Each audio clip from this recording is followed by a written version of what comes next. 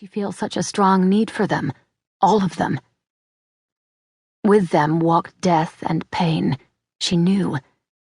And yet with them came the chance for true joy, true self, true love. She believed in true love, for others.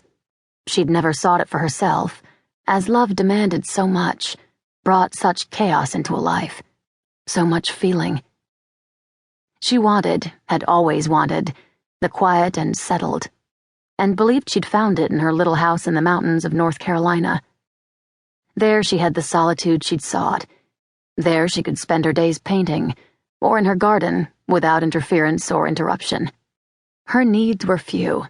Her work provided enough income to meet them. Now her dreams were haunted by 5 people who called her by name. Why couldn't she find theirs? She sketched her dreams, the faces, the seas and hills and ruins, caves and gardens, storms and sunsets. Over the long winter, she filled her workboard with the sketches and began to pin them to her walls. She painted the man with lightning in his hands, spending days perfecting every detail, the exact shade and shape of his eyes, deep and dark and hooded. The thin white scar, like a lightning bolt, scoring his left eyebrow. He stood on a cliff, high above a boiling sea. Wind streamed through his dark hair. She could all but feel it, like hot breath. And he was fearless in the face of the storm, as death flew toward him. Somehow she stood with him, just as fearless. She couldn't sleep until she'd finished it, wept when she did. She feared she'd lost her mind, and visions were all she had left. For days she left the painting on the easel while he watched her work, or clean, or sleep, or dream. She told herself she'd pack it for shipping, send it to her agent for sale. And dipping her brush, she signed it at last. Sasha Riggs. Her name on the verge of the storm-wrecked sea. But she didn't pack it for shipping. She packed others instead. The work of the long winter, arranged for transport. Exhausted, she gave in, curled on the couch in the attic she'd converted to her studio, and let the dreams take her.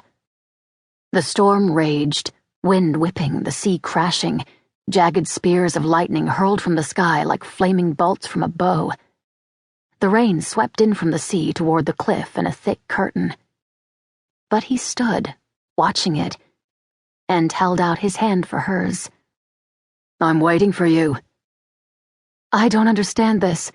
Any of this." "Of course you do. You more than most." When he brought her hand to his lips, she felt love simply saturate her. "Who hides from themselves, Sasha, as you do?" "I only want peace. I want the quiet. I don't want storms and battles. I don't want you." "Lies." His lips curved as he brought her hand to them again. "You know you're lying to me, to yourself.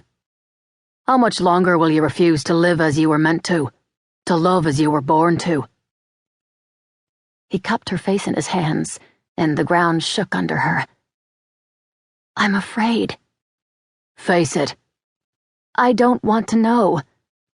"See it. We can't begin without you. We can't end it until we begin. Find me, Sasha. Come find me."